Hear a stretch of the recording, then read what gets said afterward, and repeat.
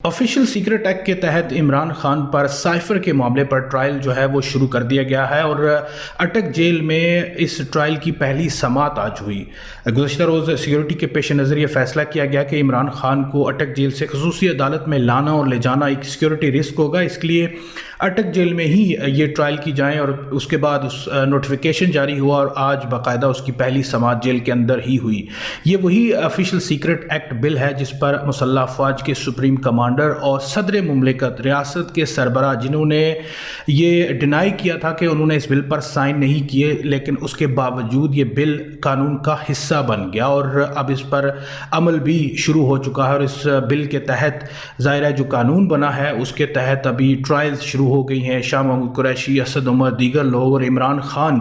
जिन पर इसी कानून के तहत ट्रायल शुरू किया गया है। ये सीक्रेट एक्ट बिल जो है पीडीएम जमातों की तरफ से पार्लियामेंट में पास हुआ, फिर उसके बाद सदर मुमलिकत के पास गया और उन्होंने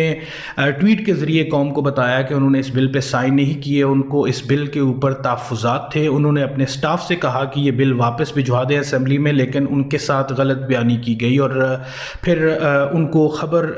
के ज़रिए पता चला, टीवी पे जो ख़बरें चली कि ये बिल कानून का हिस्सा बन चुका है और उन्होंने उस पर साइन कर दिए हैं। लेकिन सदर मुमलिकत की तरफ से जब ये बताया गया कि उन्होंने इस बिल पे साइन नहीं किए तो एक कंपेन चली सदर के ख़िलाफ़ कि आप इस ओहदे से मुस्ताफ़ी हो जाएं और अब आपका जवाज़ नहीं बनता कि आप इस ओहदे पर रहें। लेकिन किसी ने भी इस तरफ काम करने की या इस हवाले से तहकीकात करने का नहीं कहा कि जिन लोगों ने गैर ज़िम्मेदारी का मुज़ाहरा किया है, सदर का हुक्म मानने से इनकार किया है, उनको क्यों ना सामने लाया जाए, उनके खिलाफ क्यों ना कार्रवाई की जाए। लेकिन ऐसा नहीं हुआ। आइन में बहुत सी जगहों पे जो है लूप होल छोड़े गए हैं कि अगर आपको कहीं लगता है कि किसी जगह पे आपके लिए मुश्किल खड़ी हो सकती है, आपकी मर्ज़ी का कोई कानून नहीं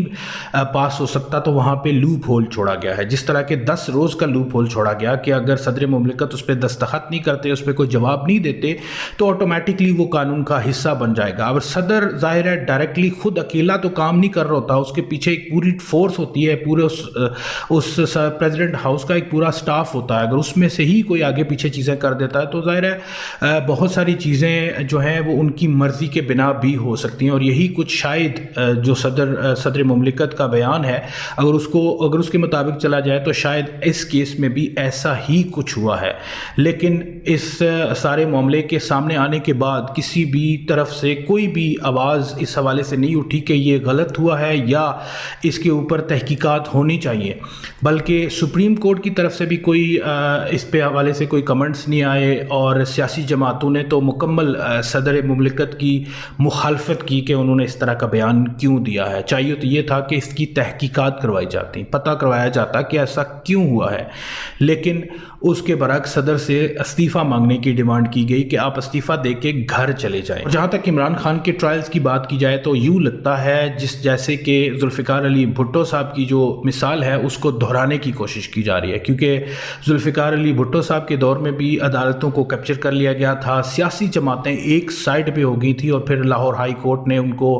फांसी की सज़ा सुनाई, जिसको सुप्रीम कोर्ट ने भी बहाल रखा। और जुल्फ़िकार अली भुट्टो अब भूख हड़ताल पे थे और 9वें रोज़ उनकी भूख हड़ताल के 9वें रोज़ ही उनको फांसी के फंदे पर लटका दिया गया। अब क्या इस तरह की सूरत हाल दोबारा करने की कोशिश की जा रही है? क्या आज के दौर में भी ऐसा करना मुमकिन है जब मीडिया आज़ाद है, सोशल मीडिया मौजूद है? यकीनन इस तरह के बहुत सारे सवालात हैं जिनका जवाब हमें वक्त और सूरत हाल ही बताएगी।